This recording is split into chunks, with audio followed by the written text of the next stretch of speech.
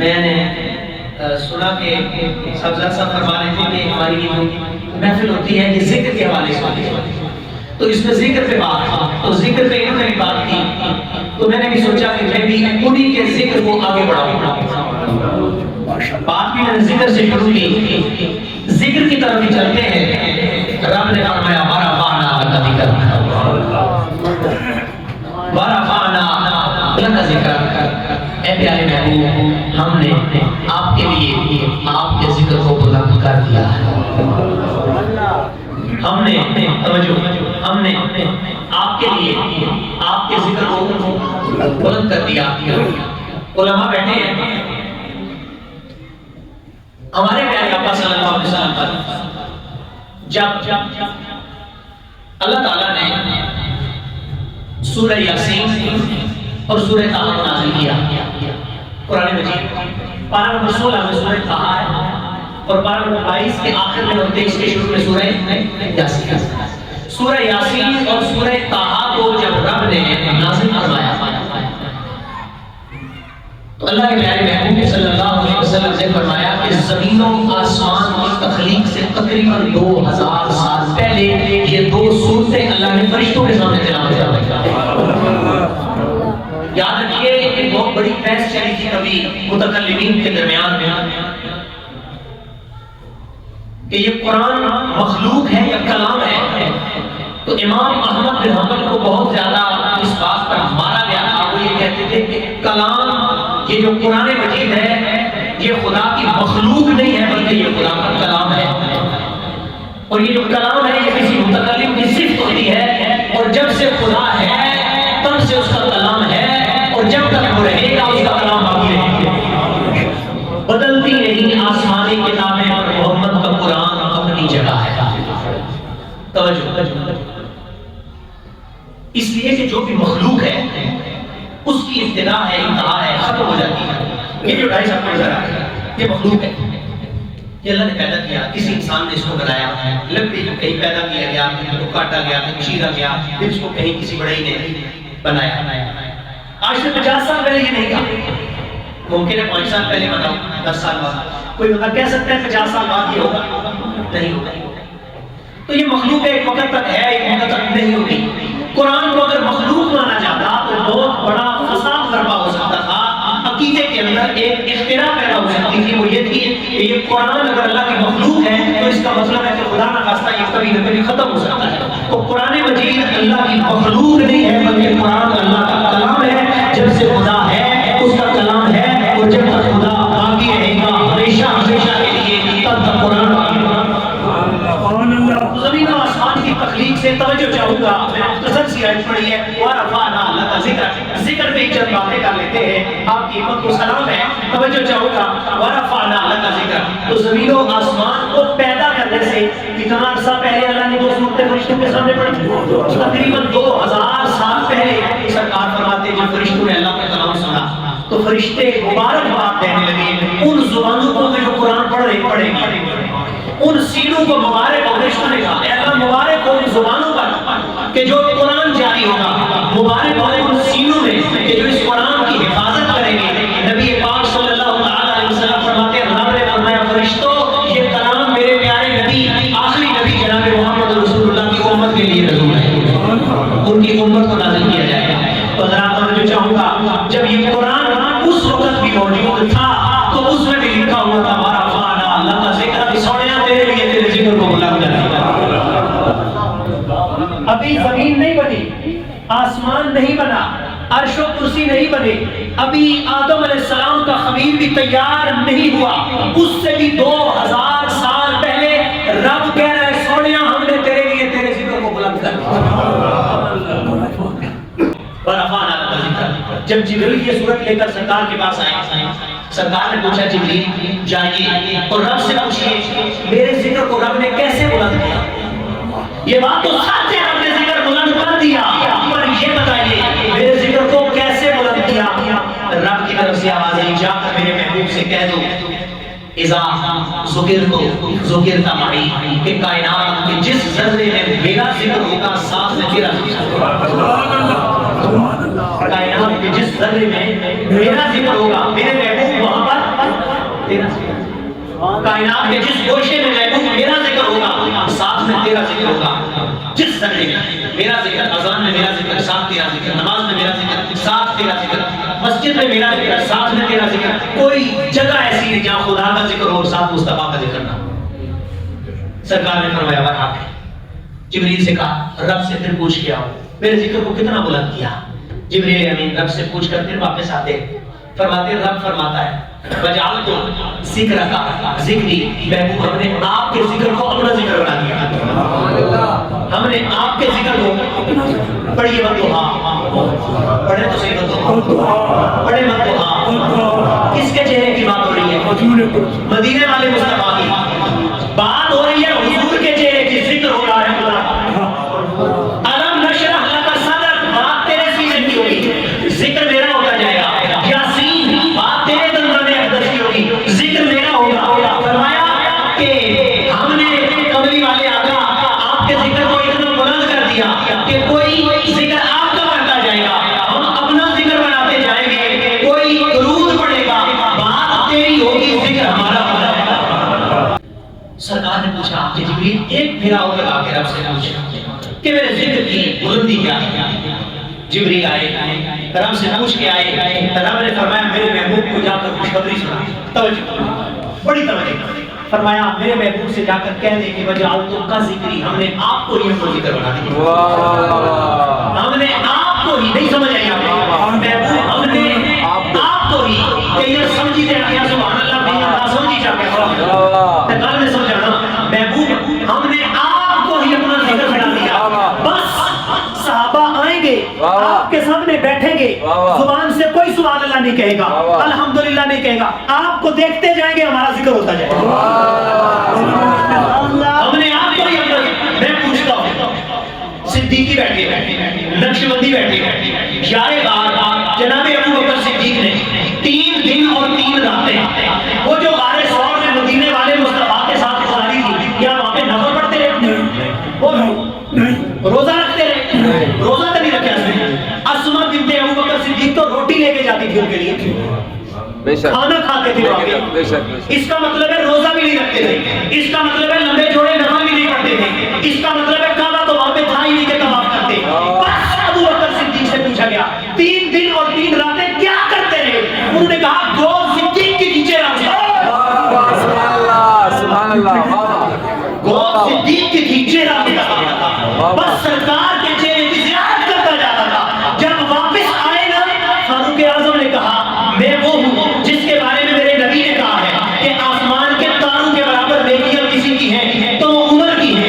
میرے بارے میں رسول فرماتے ہیں صلی اللہ علیہ وسلم کہ میرے بعد کوئی نبی ہوتا تو وہ عمر ہوتا، لیکن میں خاتم النبیین ہوں، میرے بعد کوئی نبی نہیں ہے، لیکن میں اے ابو بکر صدیق آپ سے کچھ سودا بازی کرنا چاہتا ہوں، آؤ میرے ساتھ کوئی بہوتا ہو کرو۔ انہوں نے کہا کیا کرنا چاہتے ہو؟ انہوں نے کہا میری ساری زندگی کی نیکیاں لے لو، وہ غار والی 3 دن کی نیکی مجھے دے۔ سبحان اللہ،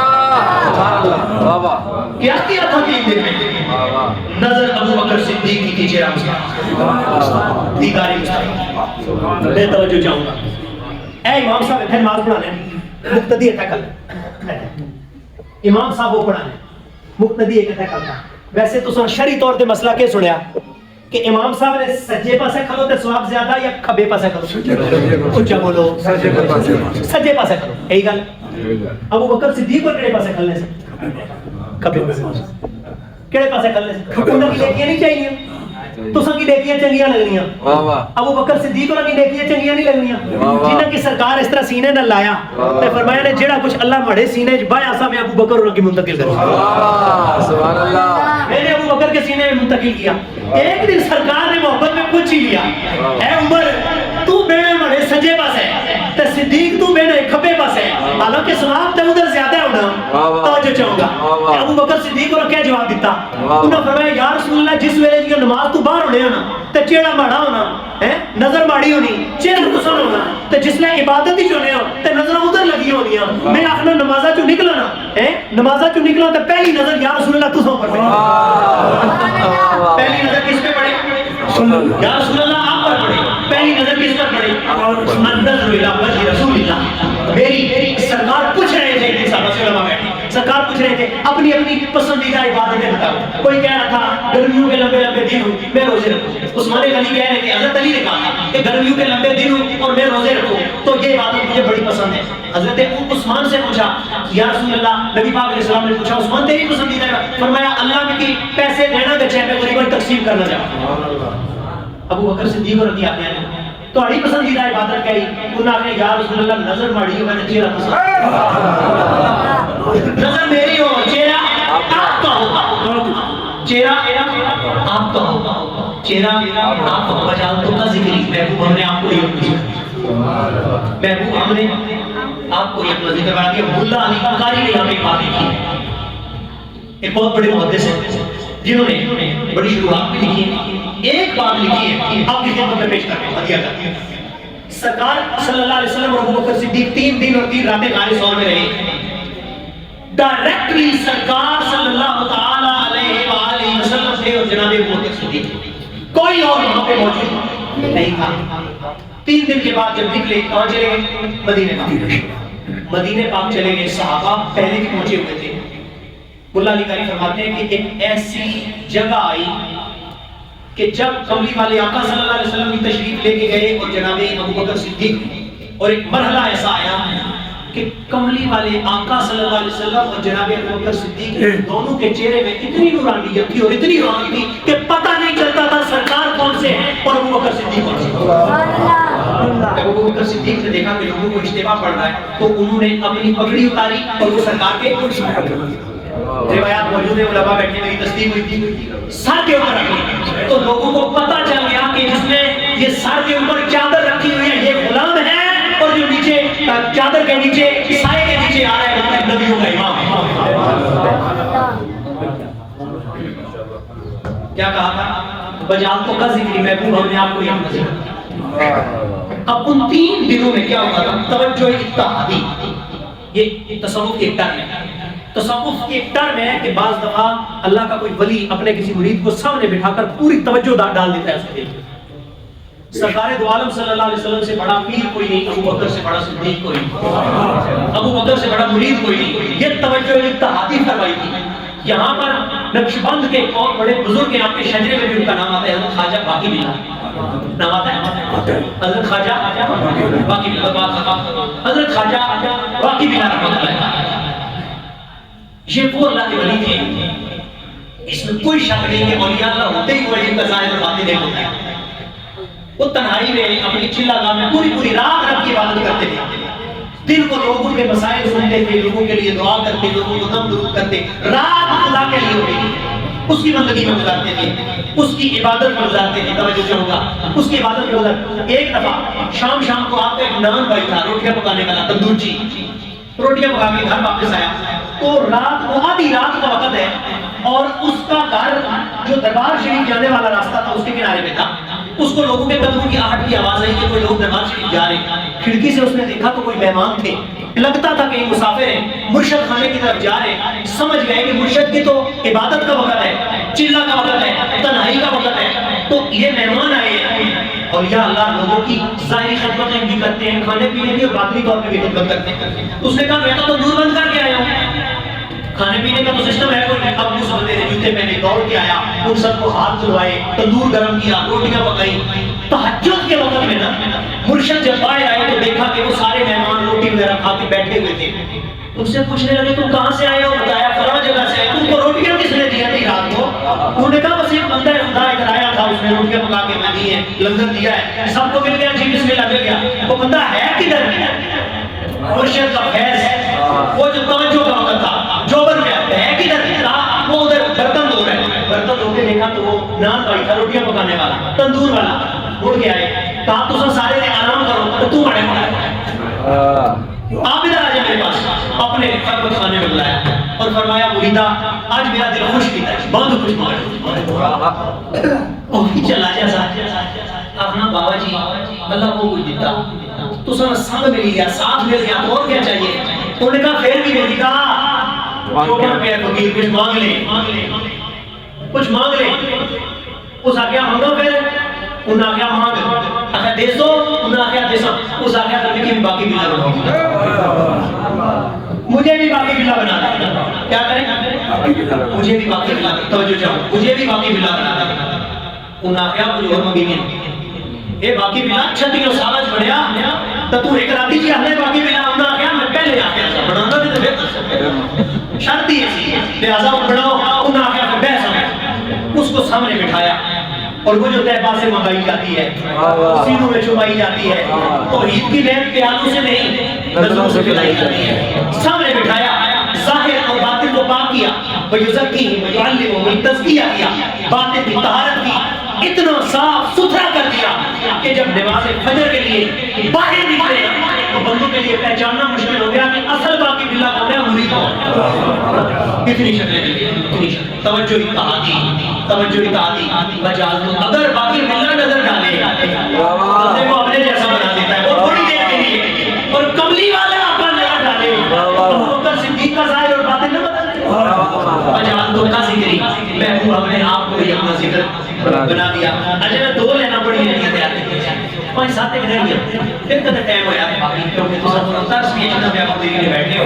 وجعلت کا ذکری, محبوب ہم نے آپ کو اپنا ذکر بنا دیا. جو آپ کو دیکھتا جائے گا بس ہمارا ذکر ہوتا ہے, جو آپ کو دیکھتا جائے. خدا کی قسم اہل سنت ہمارا نظریہ عقیدہ اور ایمان ہے, پوری دنیا کے غوث قطب ابدال ایک پلڑے میں رکھ دیے جائیں, ان کی عبادتیں ایک پلڑے میں رکھ دی جائیں, اور دوسری طرف کملی والے آقا کا ایک صحابی, کملی والے آقا کا ایک صحابی جس نے فقط ایمان کی حالت میں حضور کو دیکھا, فمات علی الاسلام, اور اسلام کے اوپر اس کی وفات ہو گئی. جس نے ایمان کی حالت میں حضور کو دیکھا اور اس پر اس کی وفات ہو گئی, اس نے کوئی نماز نہیں پڑھی, کوئی روزہ نہیں رکھا, کوئی حج و زکات نہیں کیا, مہان دیکھا فوت ہو گیا. میں صرف ایک غزوہ بدر میں, غزوہ احد میں ہوا تھا معاملہ. دشمنوں کے اندر سے نا ایک بندے کی نظر حضور کے اوپر پڑ گئی, اپنے گھوڑے کو ایڑ لگائی, دوڑتا دوڑتا حضور کے سامنے آ کے کھڑا ہو گیا, کہنے لگا سونے ہو میں کلمہ پڑھوں تو جنت دے سو, میں کلمہ پڑھوں تو آپ مجھے جنت دیتے ہیں. حضور نے کہا ہاں کلمہ تو پڑھ, جنت کی ضمانت میں لے.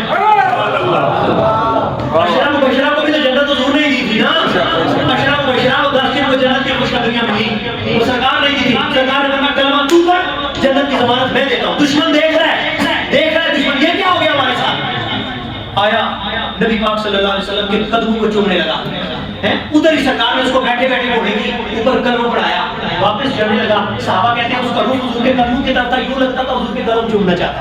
اس کو پتا تھا جن سے بغاوت کر کے آئے ہوں گے واپس تو نہیں آنے دیں گے, اب تو مجھے قتل کر دیں گے, کیوں نہ جس کے چہرے کی کشش نے کھینچا ہے اس کی محبت میں اس کے قدم چوم لوں. بس سرکار کے قدموں کی طرف بڑھنے لگا. گھوڑے کی رکاب سے ایک پاؤں تو نکالا تھا, دوسرا نہیں نکال سکا. سر حضور کے قدموں میں لگا, سر لگا, جان جانے اپنے کے حوالے کا بیٹھا.